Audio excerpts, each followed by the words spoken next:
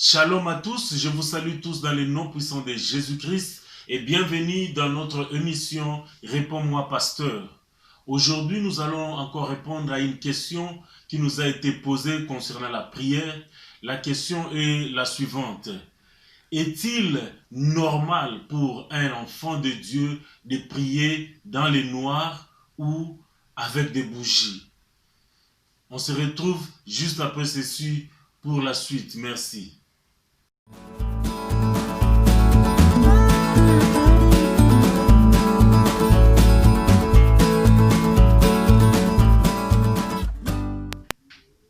Alors, pour répondre à cette question, nous allons toucher deux versets dans la Bible qui vont nous aider à répondre à cela. Le premier verset que nous allons prendre, c'est Jean 4, à partir du verset 24. La Bible nous dit ceci, que Dieu est esprit et il faut que ceux qui l'adorent en esprit et en vérité. Donc, Dieu est esprit. Le deuxième verset, c'est dans Matthieu. Nous allons lire le chapitre 6, à partir du verset 5. La Bible nous dit ceci. Lorsque vous priez, ne soyez pas comme les hypocrites, qui aiment à prier debout dans les synagogues et au coin de rue, pour être vus des hommes.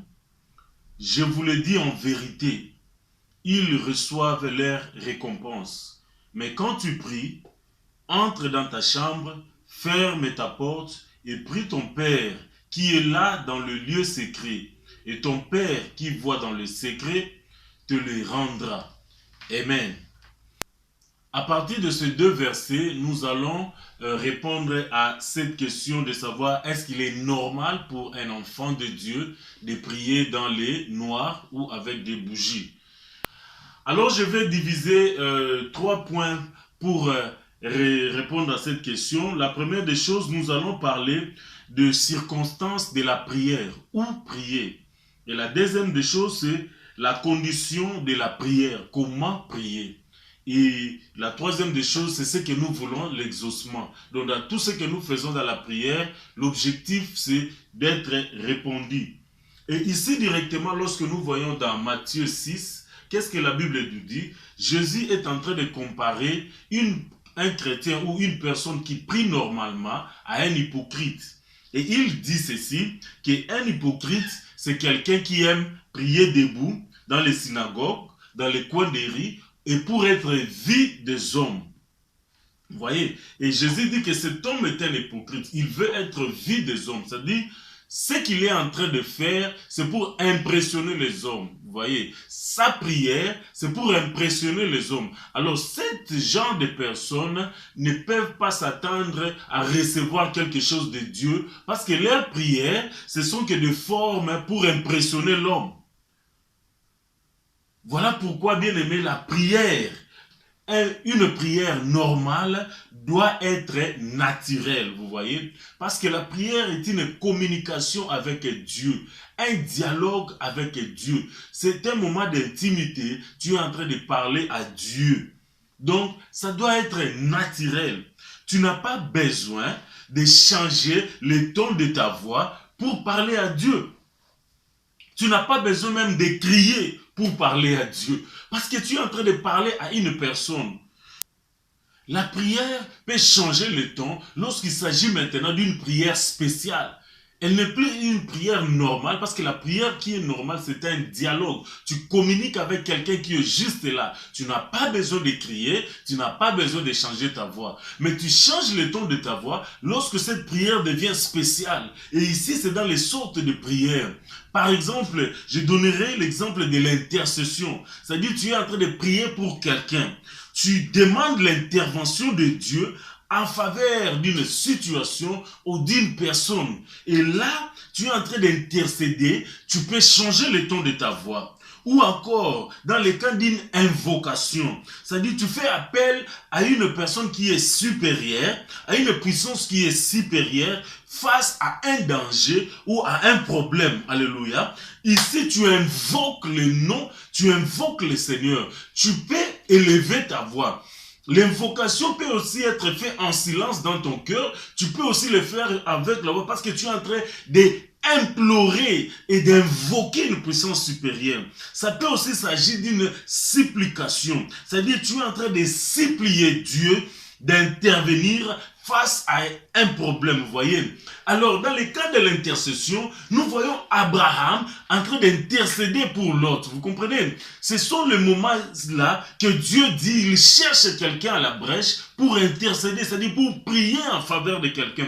Et cette prière peut changer la forme, vous voyez. Ça peut être aussi le cas d'une invocation, c'est-à-dire tu es en train d'invoquer le Seigneur. La Bible dit, quiconque invoquera le nom du Seigneur, il sera sauvé. C'est-à-dire, tu fais appel à une puissance qui est supérieure. Ta voix aussi peut changer. Ça peut aussi s'agir d'une supplication. Et la Bible dit, rappelle ma mémoire, fais-moi connaître ton problème et justifie-toi. Alléluia. Ici, lorsque nous entrons dans une prière spéciale, la forme aussi peut changer. Mais quand il s'agit d'une prière qui est normale, bien aimé, nous devons savoir que nous nous adressons à Dieu. Et Jésus-Christ, qui est notre Seigneur, nous dit clairement ici que Dieu n'est pas une personne qui est lointaine comme le Dieu de Baal, qui peut voyager, qui peut s'endormir, qui peut aller où n'importe qui. Mais Jésus-Christ, notre Seigneur, nous dit, il nous donne la révélation d'ici à une relation qui est proche. Il dit que Dieu est notre Père. Et ici, c'est très important de comprendre et de connaître cette notion de Père, cette notion de paternité. Dieu est notre Père. Il n'est pas quelqu'un qui est loin, mais il est quelqu'un du quotidien, quelqu'un avec qui on est avec chaque jour. C'est-à-dire, lorsque tu te réveilles, lorsque je prends l'exemple de notre Père qui est physique, lorsque tu te réveilles, qu'est-ce que tu fais? Tu le dis bonjour, tu le salues. Lorsque tu veux te coucher, tu le dis bonsoir, tu veux te coucher. Lorsque tu as un problème ou tu as un besoin, tu lui parles, c'est-à-dire tu lui communiques. Ici, bien aimé, il y a une relation et il y a une communication qui est continuelle avec notre Père qui est physique. Alors, comprenant la notion de Père, qui est un père? Il y a trois choses à comprendre. Premièrement, c'est une personne qui est chargée de la pourvoyance, de la protection, ainsi que de l'éducation. Vous comprenez? Donc le père, c'est celui qui pourvoit, c'est celui qui protège et c'est celui qui éduque. Alléluia. Alors, il y a une différence avec notre Père céleste. Alléluia. Parce que vous comprenez que notre Père est aux cieux. C'est-à-dire, il n'est pas affecté par toutes choses qui se passent sur la terre. Et il y a une grande différence. Notre Père physique peut mourir, mais le Père céleste est éternel. Le Père physique, des fois, il ne peut pas nous atteindre lorsque nous sommes dans les difficultés ou dans les problèmes. Mais le Père céleste, il est omniprésent et il est esprit. Il est partout à la fois, il peut nous atteindre. Le Père physique, alléluia, des fois, il a cette bonne volonté d'agir, mais il n'a pas la capacité. Vous comprenez? Mais le Père céleste, il a la capacité et la volonté, c'est-à-dire, il est le tout-puissant. Il a toute la puissance pour intervenir et il a aussi la volonté. Il nous aime et il veut nous donner de bonnes choses. Lorsque une personne comprend la notion de Dieu étant que notre Père, sa façon de prier va changer. Alléluia. Sa façon de faire va changer parce que le temps ne peut pas affecter Dieu, il est éternel. L'espace aussi ne peut pas affecter Dieu parce qu'il est esprit. Et aussi les circonstances ne peuvent jamais l'affecter parce que Dieu ne change pas. Vous comprenez? Il ne jaillit, il ne vieillit et il ne se rajeunit. Dieu est constant. Alléluia. Il est d'éternité en éternité. Il est Dieu. Vous comprenez? Lorsque nous comprenons ce concept, notre façon de prier va changer. Alléluia. Dieu est le pourvoyeur. Il pourvoit à nos besoins étant que le Père. Et son nom est Jéhovah Jireh. C'est-à-dire, il n'y a rien de ces choses qui peuvent être difficiles à Dieu. Il est celui qui pourvoit. Il peut pourvoir aujourd'hui, il pourvoira demain et après-demain. Il a pris soin des enfants d'Israël pendant 40 ans dans le désert. Il leur donnait la nourriture chaque jour et de l'eau. Et le vêtement ne se vieillissait pas. Si Dieu pouvait prendre soin d'Israël pendant 40 ans dans le désert, à combien plus forte raison ta vie? Alléluia. Voilà pourquoi le Seigneur Jésus disait, ne vous inquiétez de rien, parce que votre Père Céleste, il connaît vos besoins. Il est le protecteur. Alléluia. C'est-à-dire, rien qui peut nous attaquer peut être plus puissant que Dieu. Dieu est le tout-puissant.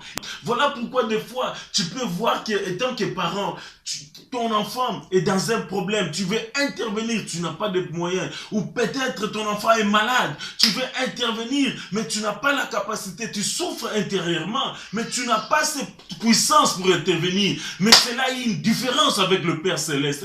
Il est le tout-puissant. Il a la capacité naturelle, surnaturelle. Il a la puissance de transformer les choses. Il est Jéhovah Rapha pour nous guérir. Il est Jéhovah Nissi pour nous donner la victoire. Il est Jéhovah Sabaoth pour vaincre et combattre pour nous. Alléluia. Il est Jéhovah Shammah qui est là avec nous. Alléluia. Il est Jéhovah Shalom pour nous donner la paix. Alléluia. Il est grandiose. Lorsque nous comprenons la notion de Dieu étant que notre Père, notre façon de prier change. Et Dieu, il est celui qui se charge de notre éducation. Il nous discipline pour un but, c'est de nous élever. Alléluia. Des fois, face à l'impossibilité, à l'incapacité de l'homme, il y a un adage de chez nous qui dit Obo Timothée Moana, mais Obo Timothée Maté. Cela montre l'incapacité et la limitation d'un père à transformer le cœur de son enfant. Mais avec le Père Céleste, c'est différent. Il est celui qui sonde nos cœurs et le rein, et il est la seule personne qui a la capacité de transformer nos vies, de transformer nos cœurs. Alléluia. Bien-aimé, c'est glorieux de comprendre cette notion. Dieu est ton Père, alléluia. Et comme un père, lorsque tu parles à un père, tu n'as pas besoin des extravagances, tu n'as pas besoin de quelque chose de dehors, mais tu lui parles naturellement, alléluia. Voilà pourquoi Jésus-Christ, notre Seigneur, disait, lorsque tu pries, lorsque vous priez, dites, c'est-à-dire parlez simplement, normalement, à une personne qui est là, qui t'écoute, alléluia. Alors ici, maintenant, vient la notion de l'endroit. Prier dans le noir ou avec des bougies. Maintenant, le problème, c'est de savoir, est-ce qu'on le fait volontairement ou involontairement? Bien aimé, ce que Dieu ne veut pas et ce que Dieu n'aime pas, et que le christianisme puisse devenir comme une religion ou comme des pratiques occultes ou de l'occultisme. C'est-à-dire s'imposer des choses et faire des choses. Le christianisme est une vie de liberté et d'esprit. C'est-à-dire notre Dieu est un Dieu multidimensionnel. C'est un Dieu multisystème. Il est un Dieu qui transcende notre intelligence et notre imagination. Nous ne pouvons pas le contenir. Alléluia. Mais si par hasard il arrivait que tu es en train de prier et que le courant part, tu ne diras pas, parce que le courant est parti, je vais arrêter maintenant de prier parce que je suis dans le noir. Non, Dieu est esprit, alléluia. La lumière ou le pas de la lumière, cela n'empêche en rien à Dieu de t'écouter et à Dieu d'être là. Vous comprenez? Et si ta seule manière de t'éclairer dans ta maison, c'est d'utiliser des bougies, tu pourras allumer cela. Cela n'empêchera pas à Dieu de répondre ou d'agir par rapport à ta prière. Mais ce qui est un problème, c'est que lorsque nous amenons cela à une habitude, alléluia, nous voulons faire de cela comme une pratique que moi, pour prier, je dois éteindre toute la lumière et je dois allumer des bougies, par exemple. Bien aimé, ceci n'est plus chrétien et ceci n'est plus biblique, alléluia.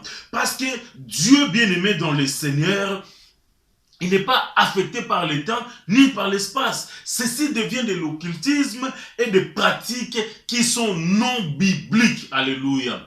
Lorsque le Seigneur disait, quand tu pries, entre dans ta chambre, il ne parlait pas de la chambre qui est physique. Alléluia. Il parlait de la disposition spirituelle, c'est-à-dire la disposition de ton cœur à prier Dieu. Il ne parlait pas de notre quatre murs, non, bien-aimé. Il ne parlait même pas d'un bâtiment, parce que Dieu n'habite pas dans une maison construite par les mains d'hommes. Alléluia. Dieu est esprit. Voilà pourquoi Jésus a dit à la Samaritaine, ce n'est pas à la montagne, ce n'est pas à Jérusalem, là où on va adorer Dieu, que Dieu est esprit. Cela veut dire, lorsqu'on est disposé, partout, nous pouvons adorer Dieu. Alléluia. Donc, bien-aimé, l'endroit physique n'affecte en rien la prière.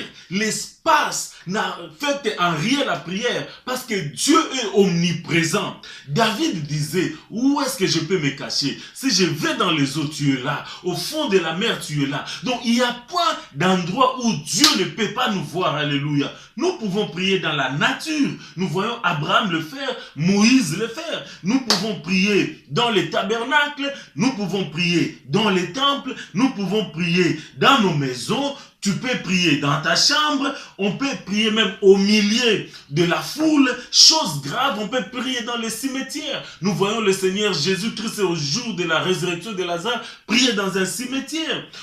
Il y a quelqu'un qui a prié sur la croix. Nous voyons le brigand qui a fait une prière sur la croix. Il a reçu l'exaucement. Alléluia. On peut prier dans la prison comme Paul et Silas. Il y a aussi des saints qui prient même dans le ciel. Alléluia. Ce que j'aimerais te dire, les secrets que j'aimerais te donner, c'est que la prière n'est pas question d'un lien, mais de l'attitude du cœur, de la disposition du cœur. Il n'y a pas de lien privilégié où on peut rencontrer Dieu et communiquer avec lui parce que Dieu est omniprésent. Il est toujours présent à nous accueillir. Nous pouvons, bien aimer, nous tourner vers lui à n'importe quel endroit et Dieu va nous écouter parce que Dieu est il est absolument partout. Alléluia. Tu peux prier, bien-aimé, au milieu de notre famille. Tu peux prier au volant de ta voiture. Tu peux prier dans les lits de l'hôpital. Tu peux prier, bien-aimé, dans des activités ménagères. Tu peux prier en faisant les courses. Tu peux prier, bien-aimé, au milieu du travail.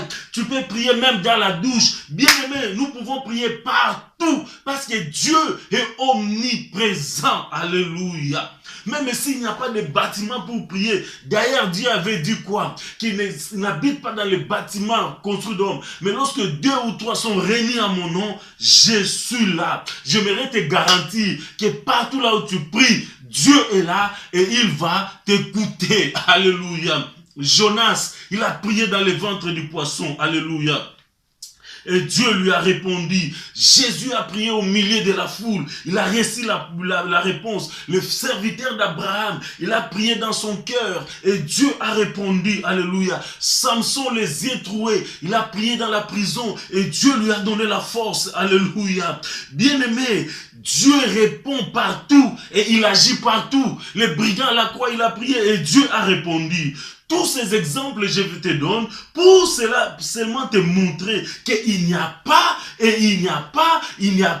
des endroits privilégiés où Dieu peut nous écouter. Dieu est esprit et il est omniprésent. Alléluia. C'est-à-dire qu'il est présent à chaque endroit de son univers. Dieu est très grand. Alléluia. Il nous écoute et nous pouvons prier partout. Alléluia.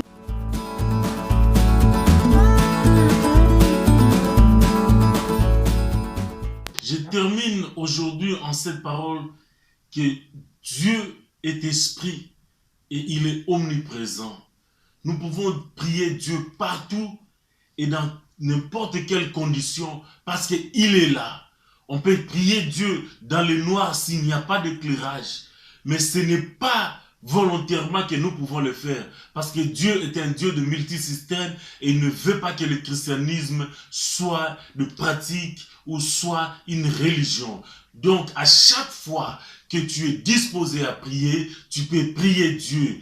Et la chambre que Jésus parlait n'est pas une chose physique, mais quelque chose de la disposition de ton cœur. Que Dieu te bénisse, toi qui nous as suivis aujourd'hui. Si tu as un problème, j'aimerais seulement prier pour toi.